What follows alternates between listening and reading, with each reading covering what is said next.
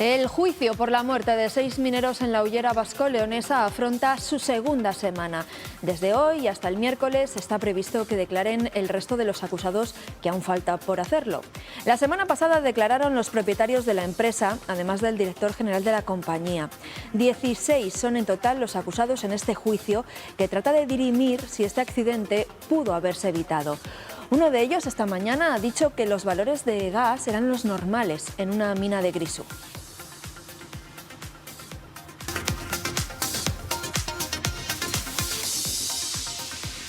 Hola, ¿qué tal? No es el único juicio de interés público hoy en León. Allí también ha comenzado el juicio contra el acusado de provocar un incendio que calcinó cerca de 10.000 hectáreas en la comarca leonesa de la Cabrera en 2017. Él ha negado esta mañana ser el responsable de ese fuego. Es más, dice que ayudó mucho en su extinción. Enseguida vamos a conocer más detalles de esa declaración.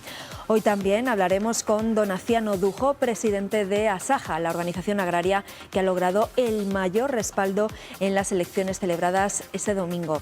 Vamos a analizar cómo valora este respaldo de los profesionales del campo y qué retos tiene la organización para los próximos meses. Y en el tiempo del análisis, hoy vamos a abordar la reforma de la ley del solo sí es sí que plantea el PSOE. La rebaja de penas y excarcelaciones ha llevado a la parte socialista del Gobierno a proponer una reforma que, aseguran fuentes socialistas, no toca el consentimiento. Hablaremos con 3 expertos de todo ello. Aquí comienza Está pasando.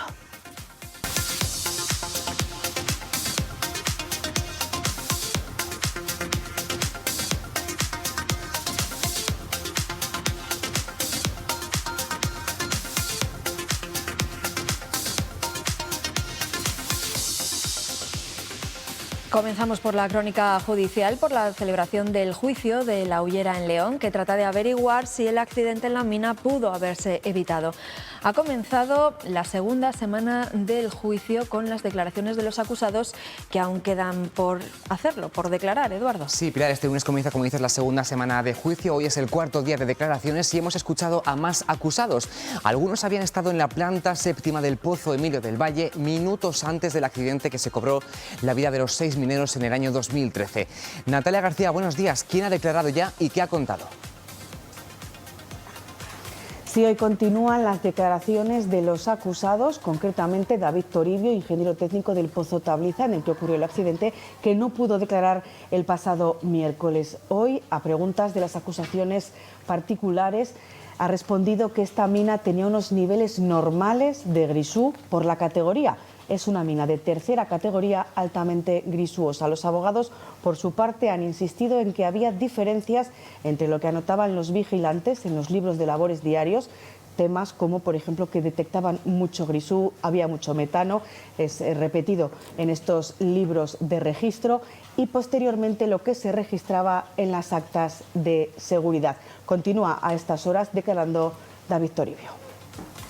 Gracias, Natalia, por esa última hora. Un día más siguiendo ese juicio que hoy continúa con más declaraciones. Muy buenos días. Y no dejamos León ni tampoco los tribunales, porque hoy también ha empezado allí otro juicio. En esta ocasión al acusado de quemar casi 10.000 hectáreas en la zona de la Cabrera en agosto de 2017. Dice la Fiscalía que prendió fuego a la maleza, plenamente consciente de que por la fecha y la zona el fuego se propagaría rápidamente, y pide 5 años y medio de cárcel para él. El acusado, Mónica Murciego, buenos días, lo niega todo. Sí, el hombre que se ha sentado en el banquillo de los acusados de esta audiencia provincial de León y que es vecino de Losadilla, el pueblo donde comenzó el incendio provocado, ha negado que él encendiera el fuego ni que viera a nadie hacerlo. Ha negado las acusaciones de varios vecinos del pueblo que le señalaron a él como presunto autor de un fuego que calcinó 10.000 hectáreas de monte en la comarca leonesa de la Cabrera. Asegura que incluso ayudó con otras personas a intentar sofocar un fuego que se inició el 21 de agosto de 2017 y no se extinguió hasta el 3 de septiembre. Obligó a desalojar media docena de pueblos y causó daños por valor de 6 millones de euros y casi 1 millón más en gastos de extinción. El Ministerio Fiscal pide para el hombre, que ya fue investigado en 2011 por otro incendio, 5 años y medio de cárcel, una multa de 6.000 euros, además de asumir las indemnizaciones a las pedanías afectadas y a la Junta de Castilla y León. Veremos qué concluye el juez. Gracias, Mónica, y muy buenos días. Y nos quedamos un momentito más en la capital leonesa porque a esta hora de la mañana José Luis Rodríguez Zapatero es investido doctor honoris causa por la Universidad de León. El expresidente del Gobierno estudió allí la carrera de Derecho. Estamos en directo, como ven, en este acto en el Aula Magna de San Isidro. Y por todo lo expuesto, solicito que se proceda a investir al señor don José Luis Rodríguez Zapatero con el grado de doctor por esta universidad.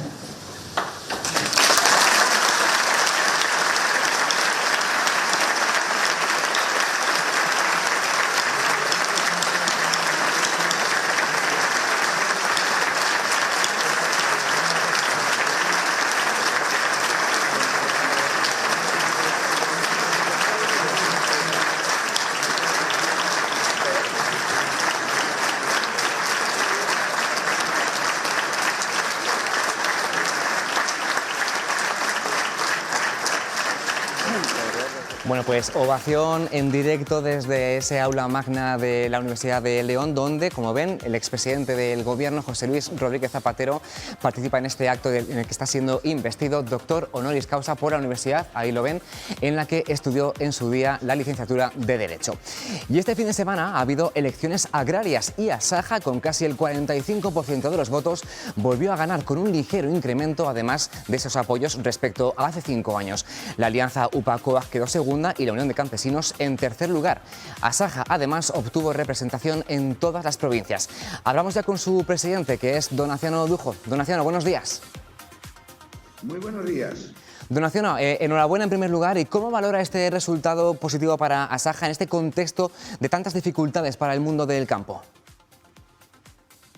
Bueno, pues lo primero que quiero es agradecer a todos los agricultores y ganaderos que de manera masiva fueron a votar el pasado domingo día 12, es decir, ayer. Casi el 70% de los casi 39.000 agricultores que tenían derecho a voto lo ejercieron.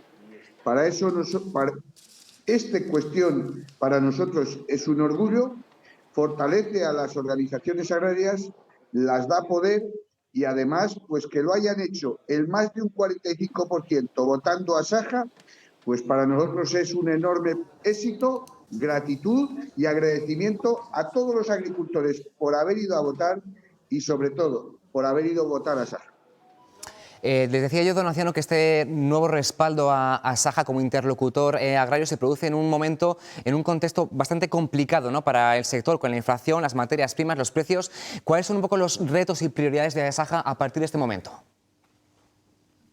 Bueno, las situaciones de incertidumbre en la que estamos viviendo, precisamente después de haber salido de una situación de pandemia, de crisis sanitaria, nos ha venido una crisis energética y una crisis de alimentos provocada por la guerra de Rusia invasión a Ucrania. En este momento, las mayores dificultades que tenemos es hacer valer precisamente eso, nuestros productos, con una rentabilidad, dado que los costes de producción se han disparado de manera desproporcionada. Y luego que las políticas, tanto europeas como nacionales, como de la comunidad autónoma, se adapten al momento. Estamos en una situación en la que hay que producir materias primas para alimentar a la sociedad, que es nuestro papel. Y sin embargo, las políticas están diseñadas allá por el año 15 o 17 y lo que hacen es reducir la producción, encarecer la actividad y, en definitiva, mermar la rentabilidad de las explotaciones. La lucha de Asaja vendrá por conseguir que lo nuestro valga, que los costes se rebajen y que tengamos una política agraria comunitaria profesional, productiva y que dé libertad a las explotaciones para ejercer en ella lo que los titulares de la misma entiendan que es lo mejor para el conjunto de la producción y para ahorrar costes. Hablaba de esas políticas, Donaciano. ¿Qué problemas plantea la PAC tal y como la conocemos ahora? Y como seguirán siendo, mejor dicho, interlocutores con la Junta de Castilla y León, ¿cómo es la relación con la Consejería de Agricultura y también con la Junta de Castilla y León? Bueno, la interlocución y la relación con la Junta de Castilla y León es buena. Y en este momento, pues sin duda alguna, cuando Asaja ha fortalecido su posición en estas últimas elecciones, tiene que ser todavía mejor. Tiene que ser más dinámica Y no solo con la consejería. Asaja pretende que haya una unidad de acción con el resto de organizaciones para defender todos juntos y al unísono los problemas que tiene el campo, dirigiéndonos a la Consejería de Agricultura, al Gobierno de la Nación o a la Unión Europea. En definitiva, más que nunca, siendo Castilla y León una potencia agraria en producción tanto agrícola como ganadera, deberíamos, entre la Consejería y las organizaciones agrarias, hacer un frente común para conseguir lo máximo del Gobierno de España y lo máximo de la Unión Europea. Es decir, hay que fortalecer entre todos una comunidad eminentemente agrícola y ganadera profesional y del siglo XXI. Pues Donaciano Dujo, presidente de Asaja, enhorabuena por la victoria de ayer y, como dice, hacer frente común con el resto de OPAs y los gobiernos regional y nacional y europeos para hacerse frente común en defensa de nuestro campo. Gracias, buenos días. Pues muchas gracias a vosotros, un saludo a todas las personas que nos están viendo, especialmente agricultores y ganaderos, y buenos días a todos. Un saludo para todos ellos. Gracias, Donaciano.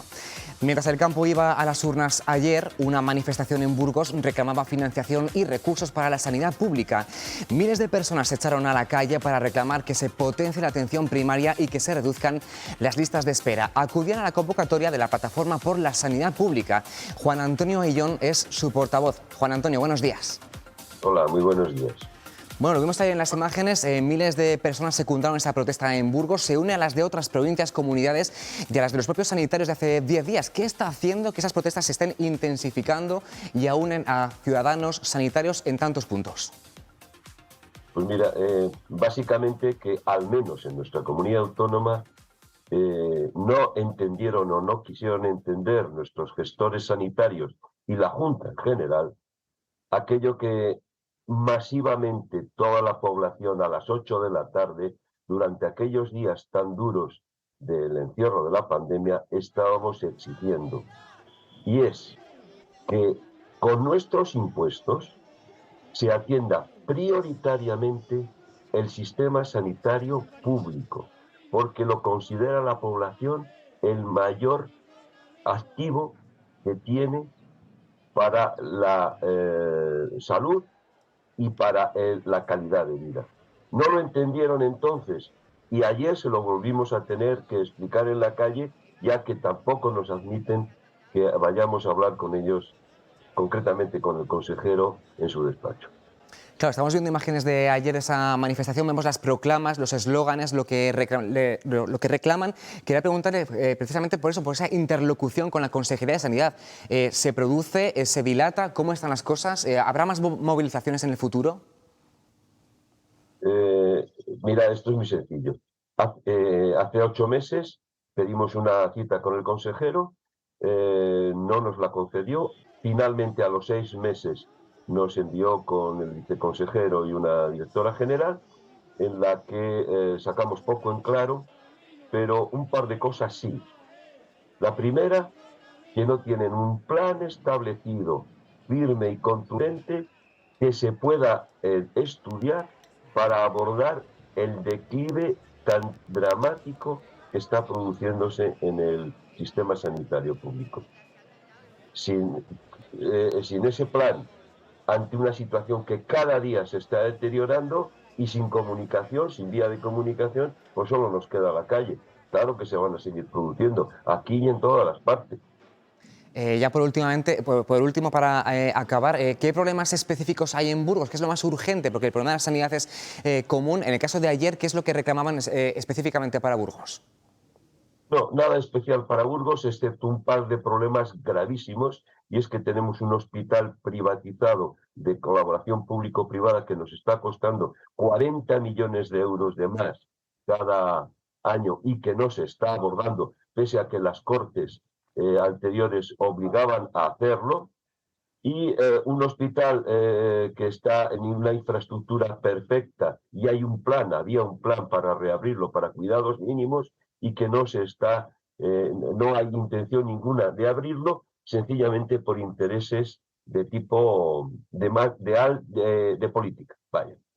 Y lo demás es lo que pasa en todo el mundo, en toda España, en la mayor parte de las comunidades, y es una desfinanciación y una tendencia a la privatización que está en camino de convertir al sistema sanitario público en un reducto de tercera división. Pues Juan Antonio Ayllón, portavoz de la Plataforma por la Sanidad Pública, gracias. Me imagino que volveremos a vernos próximamente. Un saludo. Me parece que no va a quedar más remedio. Gracias. Muchas gracias. Y seguro que a muchos les suena esta situación. Van en coche a la estación del AVE, pero el aparcamiento de Adif se queda pequeño y tienen que aparcar en cualquier sitio o en una parcela colindante. Eso es lo que pasa en Segovia. Esa parcela es privada y su propietario la quiere vallar. De hecho, tenía previsto colocar hoy ese vallado, pero el ayuntamiento le ha denegado el permiso. Noelia Duque, buenos días, mientras estudia otras alternativas. Así está esta mañana la parcela en cuestión. Normalmente entre diarios son cerca de un centenar los vehículos que aparcan en esta finca. Como ven, hoy apenas llegan a la decena. Parece que los usuarios han preferido ser precavidos ante los carteles como este que anuncian la prohibición de aparcar y una fecha, la de hoy, 13 de febrero. Es cierto que son los mismos carteles que colocó el propietario hace un par de semanas y que hicieron saltar la voz de alarma. La diferencia es que, según conocimos el pasado viernes, según nos aseguran desde el ayuntamiento, el propietario no tiene permiso para realizar ese vallado. Lo que hemos visto esta mañana aquí han sido varias patrullas de la policía local controlando sobre todo que no se aparquen los arcenes, pero también que no se inicie ese vallado para el cual no hay permiso. Ha cambiado un poco la situación hoy en el aparcamiento, mientras que esta parcela está mucho más vacía que otros días. Las parcelas aledañas están bastante más llenas. Los usuarios, como decimos, han preferido ser precavidos ante el temor de regresar de viaje y que su coche no esté donde lo habían aparcado. Pues los carteles intimidan, por si acaso vuelves y no encuentras tu coche, o sea que, bueno, pero buenas noticias si es así para los que viajan, para el propietario es que cada uno tiene su versión y su posición, o sea, yo entiendo las dos, pero bueno, hoy es así. Gracias, Noelia. Y tal día como hoy, pero hace exactamente un año, estábamos votando en las elecciones autonómicas anticipadas que dieron lugar al actual gobierno de coalición de PP y Vox. A través de su perfil de Twitter, el presidente de la Junta de Castilla y León ha dicho esta mañana que los castellanos y leoneses demostraron responsabilidad democrática y que su gobierno estará a la altura de esta gran tierra, dice Alfonso Fernández Mañueco. Y por el mismo medio, el vicepresidente de la Junta, García Gallardo, destaca que hace un año comenzó el cambio de rumbo en Castilla y León y que Vox está cumpliendo con lo que prometió entonces. Hoy hemos visto precisamente al presidente Mañueco en un encuentro con el nuevo pleno del Consejo de Cámaras de Comercio de Castilla y León. Allí le han reclamado más papel para las cámaras en el exterior. También Alfonso Fernández Mañueco ha dicho que es muy importante el papel de las cámaras para potenciar la industria y el empresariado de Castilla y León. La colaboración público-privada también se hace esencial para promover industrias que echen raíces en las zonas despobladas, para crear puestos de trabajo y, por ende, convertirse en un atractivo para residir en ellas. Siempre teniendo en cuenta que cada territorio tiene su posible solución y que suele ir orientada a la explotación de sus propios recursos en ocasiones desapercibidos.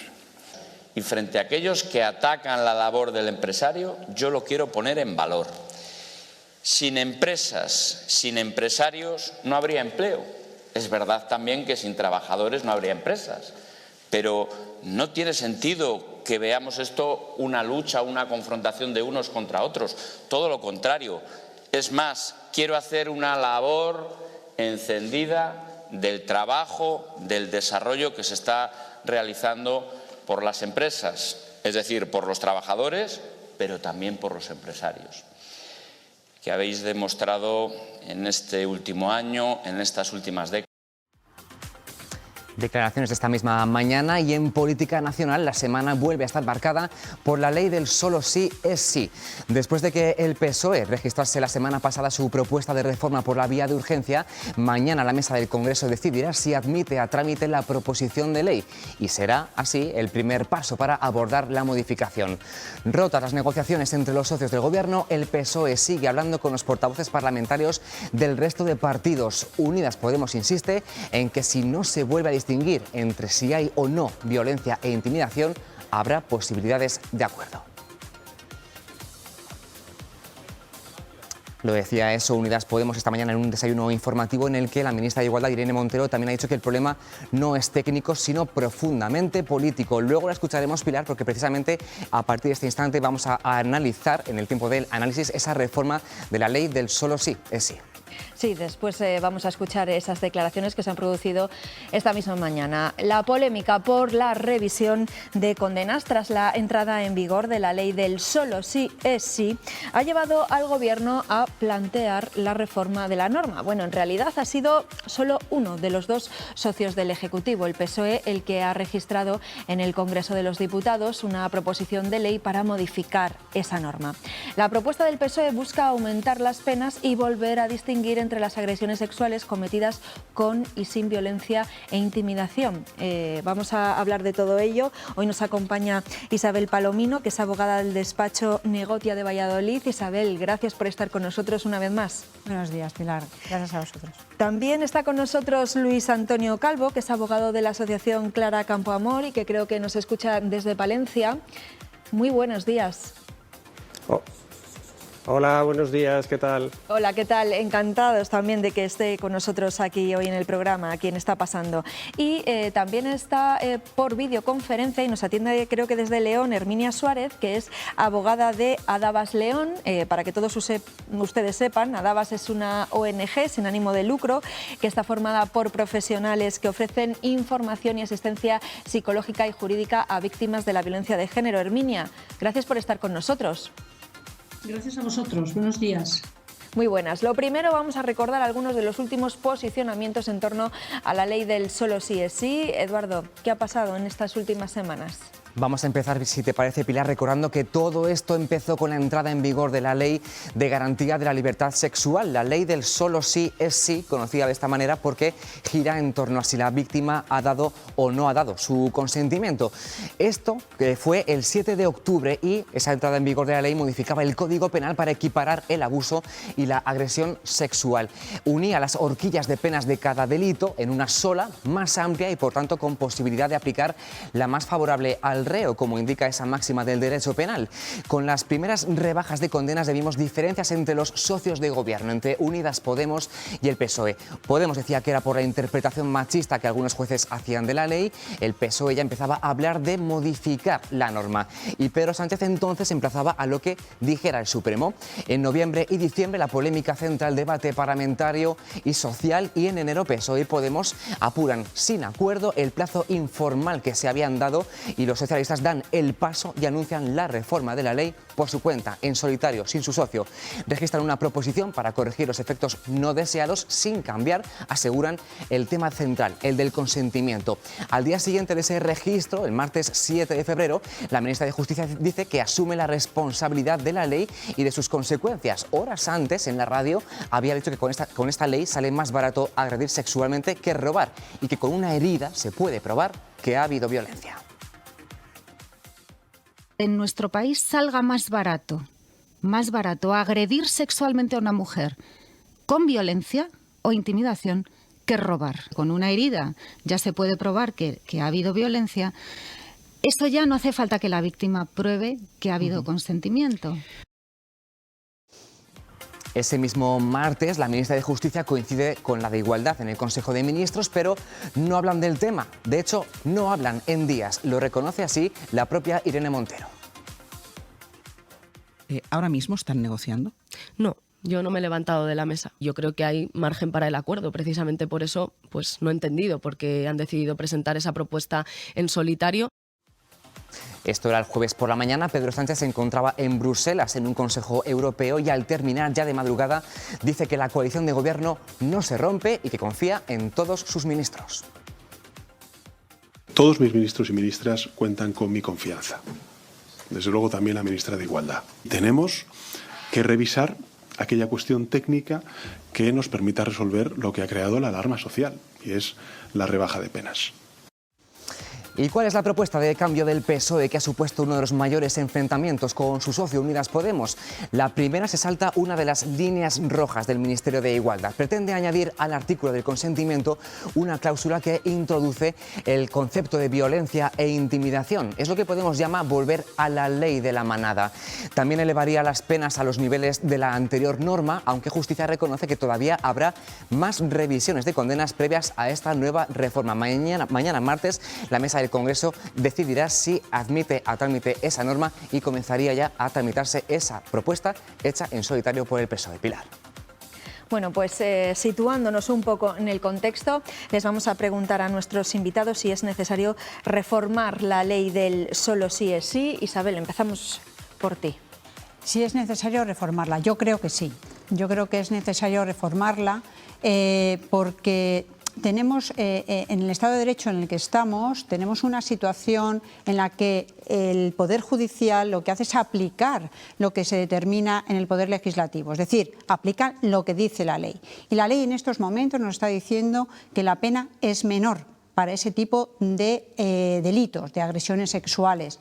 Si es menor, entonces lo que sí que va a haber es una irretroactividad de esa norma más favorable para todos aquellos que hayan ejecutado un delito de las mismas características. Por lo tanto, sí va a haber una reducción de esas condenas. Es verdad que no es automático, que hay que revisar caso por caso, pero sí conllevaría a que las condenas se rebajaran en función de lo que cada uno haya hecho. Entonces, ¿es necesario reformarla? Yo creo que sí, que es necesario para que los agresores sexuales que están ahora mismo cumpliendo prisión no tengan la oportunidad de ver revisada su condena a la baja. Entonces, yo creo que sí es necesaria esa revisión de la ley y por lo menos esa reforma para que al menos sea igual o más dura que la que teníamos anteriormente. Luis Antonio Calvo, me da la sensación de que usted también va por ahí porque he leído alguna entrevista que ha hecho recientemente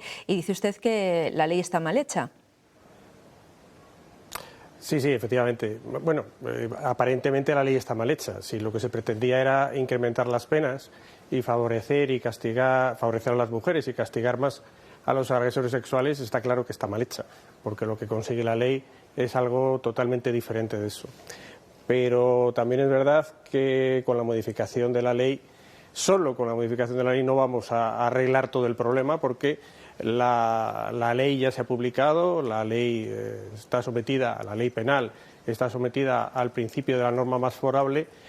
Y, por tanto, todos aquellos que ya están condenados y que están en prisión o que están pendientes de ser juzgados, pero que ya han cometido el delito, van a ser juzgados con arreglo a esta ley, con la ley del solo sí es sí, con lo cual se van a venir beneficiados. La modificación de la ley únicamente va a referirse a aquellos actos delictivos que se produzcan con posterioridad a que entre en vigor esa reforma de la ley. Por tanto, es imperativo, es necesario, es imprescindible que se realice esa modificación de la ley para que cuanto antes se vuelva a establecer un sistema de penas que proteja a la mujer, al menos tanto como venía protegida antes de esta modificación de la ley. Pues le voy a preguntar también a Herminia. Herminia, abogada, ¿cuál es su opinión? ¿Debe ser reformada esta ley del solo sí es sí? Comparto la opinión de mis compañeros. Nosotras pensamos que la reducción práctica de las penas que se ha producido dentro de la agresión sexual es un error. No solo porque no es proporcional a la realidad tan grave de la violencia contra las mujeres, donde además en estos momentos existe una incidencia clarísima en la cosificación y en la sexualización que va aumentando, sino porque el efecto pedagógico que tiene la ley al mandar el mensaje de que lo que más se pena es más grave, se pierde y envía el mensaje contrario. Y yo creo que en este momento en el que aumentan las violaciones grupales, que se ha introducido la sumisión química y que, bueno, lo de los pinchazos pues indiscriminados se han utilizado todo el verano para leccionar a las mujeres, pues la verdad es que parece que la situación es más grave. Luego, efectivamente, nos parece que las penas tienen que ser proporcionales a los hechos. y también nos parece que no lo son. O sea que desde el punto de vista estrictamente penal, consideramos que es más acertada la propuesta que está haciendo el Partido Socialista, puesto que dejar al arbitrio judicial, a la discrecionalidad judicial, una horquilla tan amplia, la realidad nos pone de manifiesto que tenemos un grave problema de impunidad. Entonces, claro que estrictamente en lo que se refiere a lo penal estamos en desacuerdo, pero estamos muy del resto de los objetivos de la ley.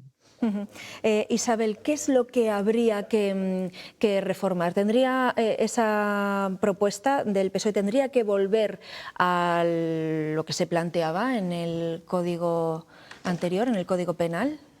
Hay que empezar diciendo que el Código Penal no sirve para educar. Yo creo que aquí tenemos una situación que todos los operadores de la sociedad tenemos una responsabilidad y es educacional.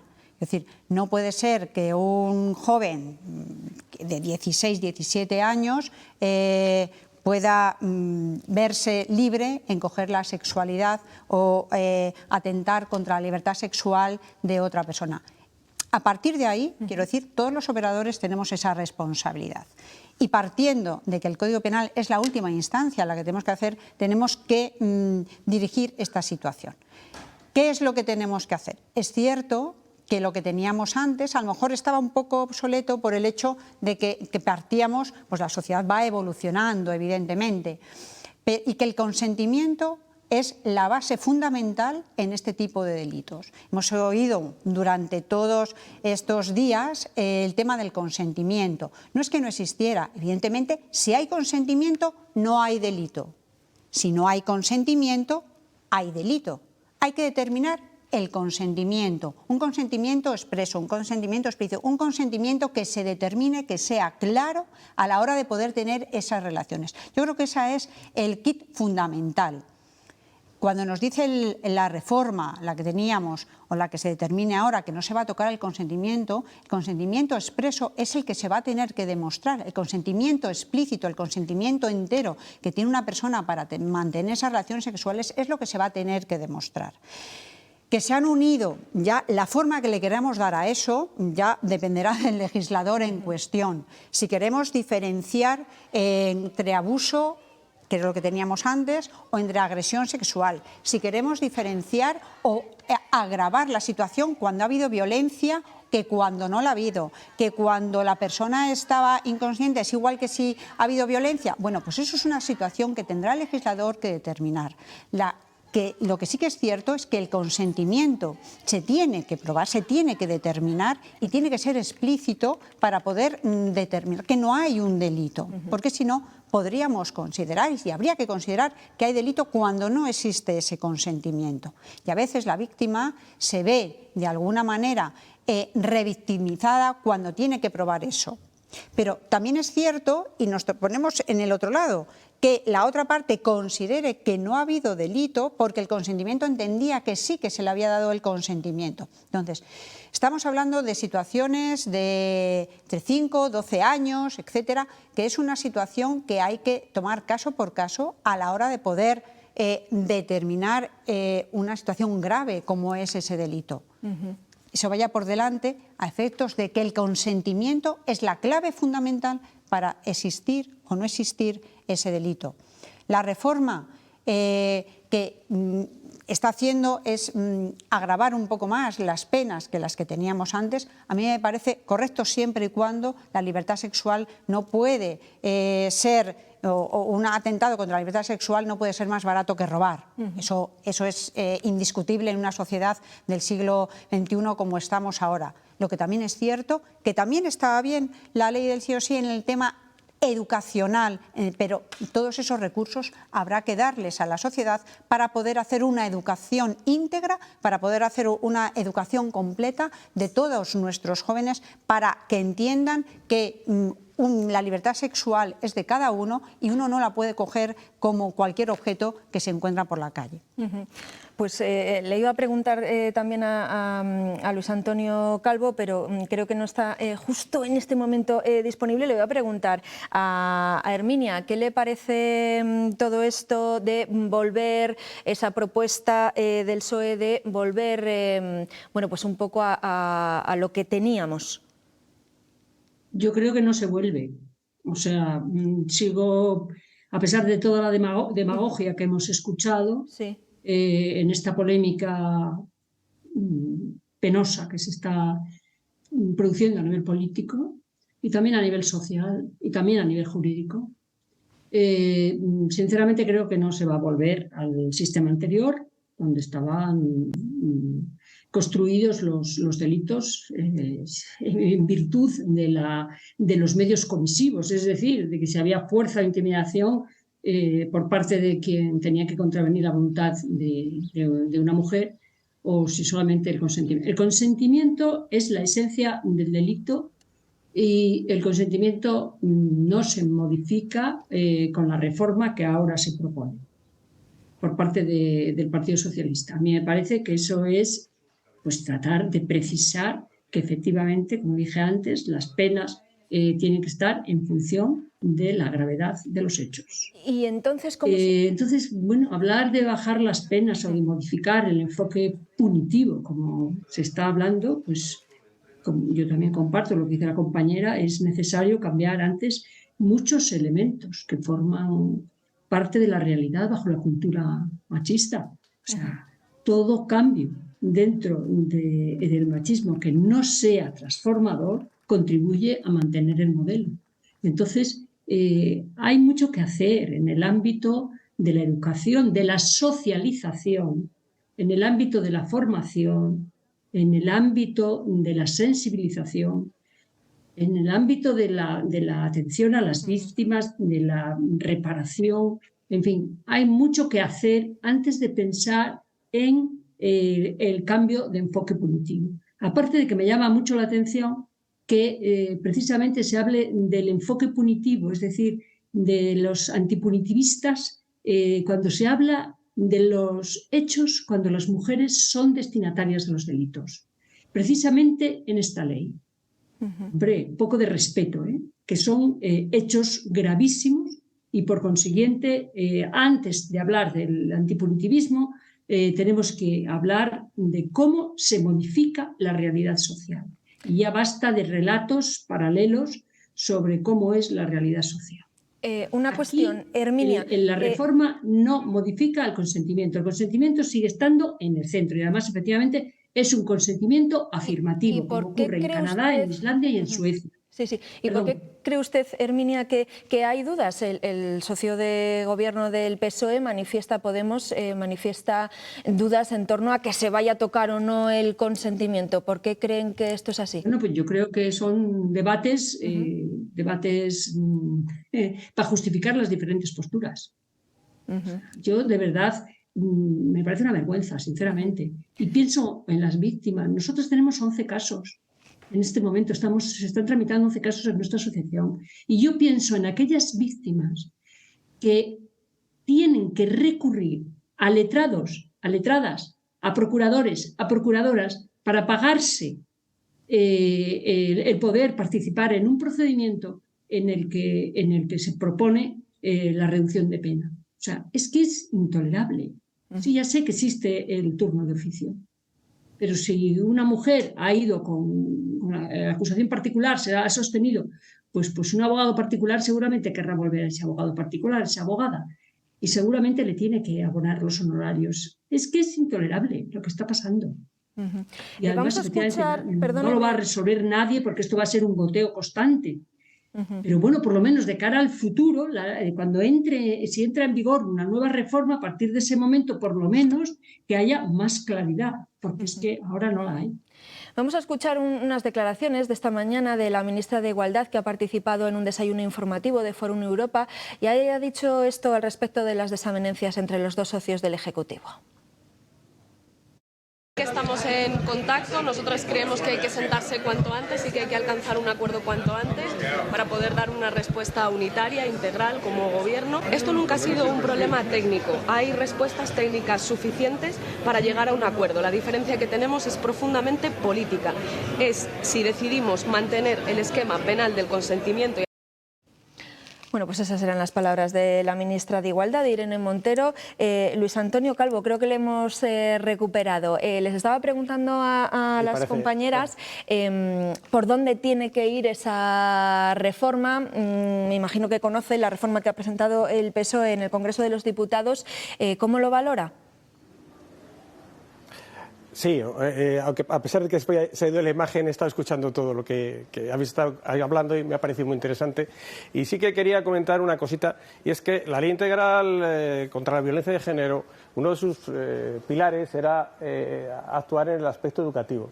Esa ley, que ya tiene muchos años, pues parece que en su desarrollo no ha tenido el éxito que todos quisiéramos, porque está visto que las nuevas generaciones, que era lo que nosotros en su día pensábamos que iba a ser un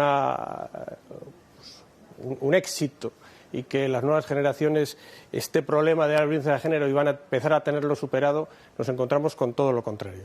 Lo que sí que es, no es el tema del que estamos hablando hoy, pero sí que es cierto que la incidencia en el ámbito educativo es lo que va a determinar a futuro el que este problema de la violencia de género desaparezca.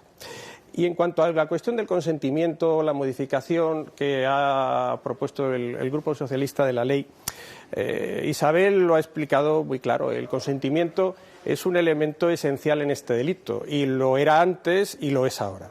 ¿Qué diferencia nos encontramos? Pues nos encontramos ahora con la diferencia de que explícitamente se recoge dentro del texto del Código Penal esa necesidad de que el consentimiento quede perfectamente, que queda claro que va a existir ese consentimiento, y que si tiene ese consentimiento existirá el delito. Pero aunque no se dijera antes, era exactamente igual. Si no existía el consentimiento, también existía el delito. Entendemos que la modificación que se hace para la reforma que se propone ahora para solucionar los graves problemas que ha originado esta modificación del Código Penal, pues vuelve al sistema, desde mi punto de vista fundamental, que es distinguir si existe violencia e intimidación o no existe la violencia e intimidación. Se suprime el término de abuso, que entendemos que había quedado superado, un término que aparece en el Código Penal de 1995 y se ve en ese momento como un hito, una superación de la terminología anterior, pero ahora, con el paso del tiempo, vemos que ha quedado, digamos que la gravedad de los delitos no permite que se utilice ese término. Pero lo que hace esta modificación es prácticamente la misma distinción que existía antes entre abuso y agresión sexual. Ahora se distingue entre agresión sexual sin violencia e intimidación y agresión sexual con violencia e intimidación, con prácticamente las mismas penas que existían en la regulación previa, en la regulación anterior a la modificación de la ley del solo sí es sí.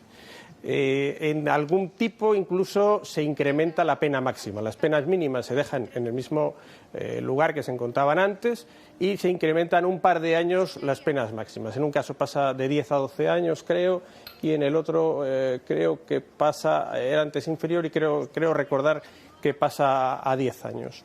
La cuestión fundamental aquí es el carácter esencial que tiene esa distinción, porque en la regulación que está actualmente vigente nos encontramos con que está dentro del mismo tipo delictivo cuando existe violencia e intimidación que cuando no. Nos encontramos tipos que son larguísimos, que van desde 1 año hasta 8 años, desde 1 año hasta 10 años. La posibilidad de aplicar ahí por parte de los jueces la pena concreta les origina graves problemas y nos está originando graves problemas a todos, porque las penas mínimas arrancan desde esos puntos tan bajos. ¿Qué supone eso, que arranque de ese momento tan bajo, cuando la violencia e intimidación se considera solo la que tiene trascendencia a la hora de graduar las penas, porque aparece como una agravante el supuesto de que sea extremadamente grave. En este tipo de delitos, la violencia no tiene por qué ser extremadamente grave. No es necesario que a la mujer se realice una violencia muy grave para que tenga un sufrimiento añadido a lo que es propiamente la agresión sexual que produce. Y todos podemos entender claramente que no es lo mismo que exista esa violencia e intimidación, y no es necesario que sea una gran violencia, como estamos diciendo, y que pueda asimilarse esa violencia cuando se están utilizando medios para que, por ejemplo, la mujer pierda la conciencia. En esos casos es mucho más grave que cuando no existe, y eso se gradúa en la ley. Eso es lo que trata ahora de hacer la reforma de la modificación del Código Penal, y entendemos que, eliminado el grave problema que supone que haya existido esta ley, que nunca tenía que haber existido, por lo menos a futuro podemos encontrar una ley que condene de una manera dura, de una manera como todos queremos que sea, esas agresiones sexuales. Claro, el PSOE está reconociendo ahora que ha habido un error y se tiene que subsanar. Claro, cuando hablamos de un error, pues a mí me llama mucho la atención, porque que no se supiera que esto iba a pasar, que no lo sepamos el público en general, que no somos letrados ni somos expertos en leyes, pero claro, en su día además también hubo informes del Consejo General del Poder Judicial que alertaban de eso. Es verdad que tras las manifestaciones de la manada, del juicio de la manada, de la primera sentencia, no se pedía un endurecimiento de las penas, pero claro, que se nos diga ahora que es un error, Isabel, Yo creo que esta temática no se tiene que tomar a la ligera. Cuando uno pretende realizar una modificación de la ley, una modificación del Código Penal, sabiendo que es a través de ley orgánica, sabiendo que tiene unos tiempos en el Congreso, en el Senado, sabiendo que necesita un estudio, puesto que es un tema muy sensible para la sociedad, yo creo que a la ligera no se tiene que tomar.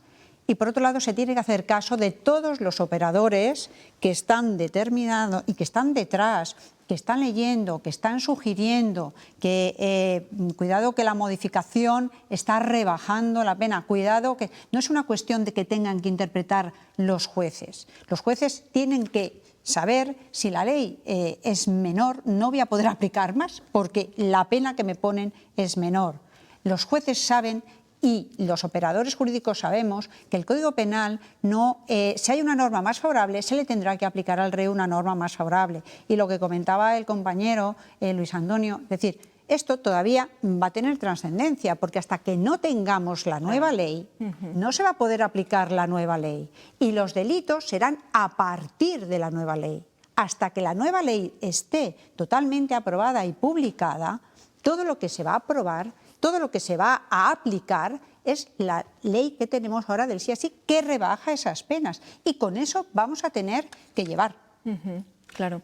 Claro, me imagino que las prisas no son buenas en esto. Menos en este tema. Claro. Aumentar las penas, por otro lado, ¿va a proteger más a las víctimas, Isabel? Cierto es que cuando uno ve que la pena es grande, uno se paraliza o por lo menos se piensa más a la hora de poder hacer. Lo que sí que tenemos que hacer, y repito, el Código Penal no es educativo, no educa, jamás ha educado, y el aumento de penas tampoco puede conllevar una paralización de los delitos. Tiene que ir todo de forma paralela. Yo tengo que educar y tengo que saber que si yo incumplo o si yo cometo un delito, eso va a ser castigado. Lo que no puede ser es que tengamos ahora el mensaje de que no pasa nada, encima les están sacando de la cárcel, porque todo lo que hemos luchado, todo lo que hemos llegado hasta este momento, se nos está tirando por tierra, por un lado. Y por otro lado, también la situación de las víctimas, de que ven que una agresión sexual de forma grave que podamos estar viviendo no va a tener las consecuencias que eso pueda tener o que pueda animar a otras víctimas a poder denunciar. Entonces, ¿qué es lo que tenemos que hacer o qué es lo que tenemos que determinar? Es decir, poner claramente cuándo estamos ante un delito, qué tipo de penas.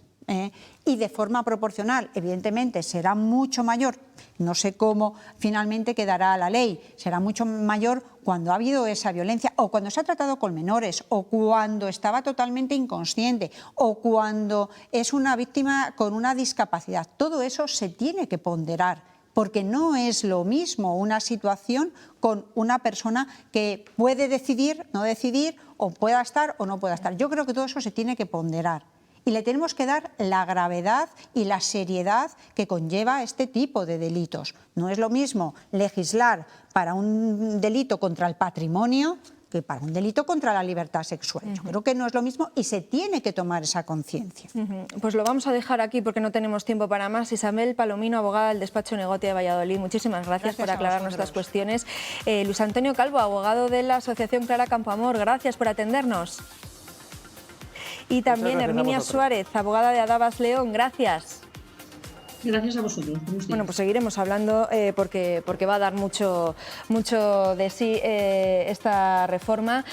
Vamos a hacer una pausa para la publicidad y enseguida volvemos. Estamos muy pendientes de la actualidad aquí en Castilla y León. Hasta ahora.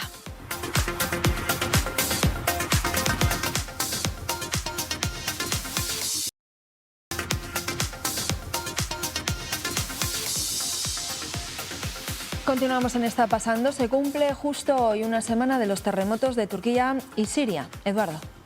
Y a día de hoy la cifra de fallecidos en Turquía y Siria ya supera los 36.000 fallecidos en las dos zonas afectadas. Además hay miles de edificios derruidos, ya no hay casi probabilidades de encontrar víctimas con vida. Está entrando ya maquinaria pesada en las zonas afectadas y parte de los rescatistas internacionales se está empezando a dar la vuelta. No es el caso de un bombero palentino que el pasado viernes fue para allá junto a 5 voluntarios de Valladolid. Él con ellos ha estado trabajando todo el fin de semana y esta mañana desde Turquía ha hablado con los compañeros de la 8 Palencia. Hemos acumulado muy poquitas horas de sueño en tiendas de campaña, las noches de menos 10 grados. Se hacía un primer rastreo con perros de las ruinas y en función de si marcaba o no, pues nos poníamos nosotros a trabajar mediante cámaras térmicas. Ha sido una catástrofe rara porque en otros tipos de seísmos sí que por la forma de producirse sí que se generan huecos en los que hay vida, se llaman triángulos de supervivencia, pues un forjado que cae sobre el techo pero soporta sobre una de las paredes. En este caso no, han caído una planta sobre otra, sobre otra, sobre otra, sobre otra, 10 plantas en una cuestión de 3 metros. Ha sido una locura, ha habido cosas durillas, pero bueno, nosotros veníamos a trabajar y eso es... Aquí, mientras tanto, seguimos con la resaca de los premios Goya. Ya dijimos que algún Goya de la Academia de Cine podía llegar a Castilla y León y así ha sido, gracias a la gran triunfadora, ganadora, entre otros, del Goya a la mejor película. Asbestas. La película de Rodrigo Sorogoyen, rodada en El Bierzo, se alzó con 9 premios, además de mejor película o mejor director, también mejor montaje para el soriano Alberto del Campo. Es la segunda estatuilla que recibe, la anterior fue por El Reino, también de Sorogoyen. Del Campo, que procede de Espejo de Tera, en Soria, dedicó el Goya a la España vaciada. En euskera, en catalán y en gallego. Porque la vida existe sin el cine, pero el cine... Bueno, pues un trabajo que se ha visto recompensado. Pues sí, eran 3 nominados de Castilla y León, pues uno se trae el Goya a Soria. Muy bien, pues hasta aquí llegamos. Mañana más, a partir de las 12:30, estamos otra vez con todos ustedes. Hasta entonces. Que lo pasen bien. Adiós.